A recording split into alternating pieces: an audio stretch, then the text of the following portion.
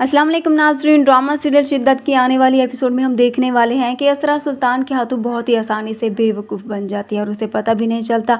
असरा सुल्तान की आदतों से अच्छी तरह वाकिफ़ थी, मगर फिर भी उसने सुल्तान से पूछने की बजाय मशल पर इल्ज़ाम लगाया। मशल असरा की सबसे अच्छी दोस्त थी। असरा को चाहिए था वो जाकर मशल से बात करती कि आखिर ये मामला क्या है, मगर असरा जाकर मशल के शौहर के सामने ही उस पर इल्ज़ाम लगाती है, जिसे जुनैद बर्दाश्त नहीं कर पाता और वहाँ से जाने का फ़ैसला कर लेता है। दूसरी तरफ सुल्तान तो खुश होता है कि मशल और असरा के दरमियान फाइनली दूरियां हो गई।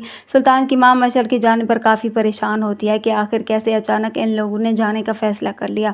तलत जाकर असरा से बात करती है, उससे पूछती है कि आखिर रातों रात ऐसा क्या हो गया जो दोनों यहाँ से जा रहे हैं। तलत असरा से कहती है कि तुम्हें तो पता ही होगा, क्योंकि मशल तुम्हारी बहुत ही अच्छी दोस्त है। असरा जो बेचैनी का शिकार होती है और उन्हें कहती है, मुझे कुछ मालूम नहीं, मैं नहीं जानती आखिर ये लोग क्यों जा रहे हैं। मशल की वजह से असरा के अंदर बहुत सी चेंजेस आ रही होती हैं, वो खुद पर ध्यान भी दे रही होती है और सुल्तान की हाँ में हाँ मिलाना भी छोड़ रही थी, क्योंकि मशल उसे समझा रही थी कि तुम्हारी अपनी भी कोई लाइफ है सुल्तान के अलावा।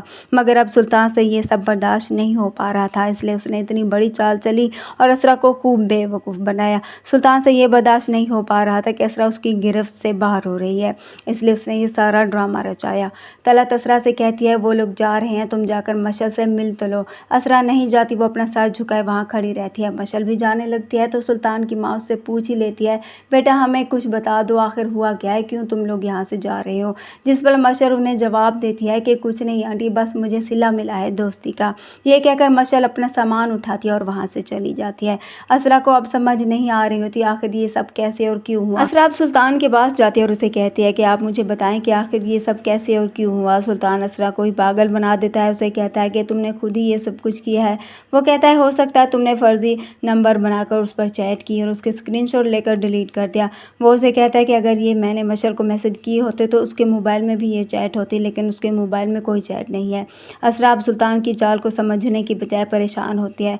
सुल्तान जुनैद और मशल की नज़र में अच्छा बन जाता है और उनके सामने असरा को ही झूठा साबित कर देता है।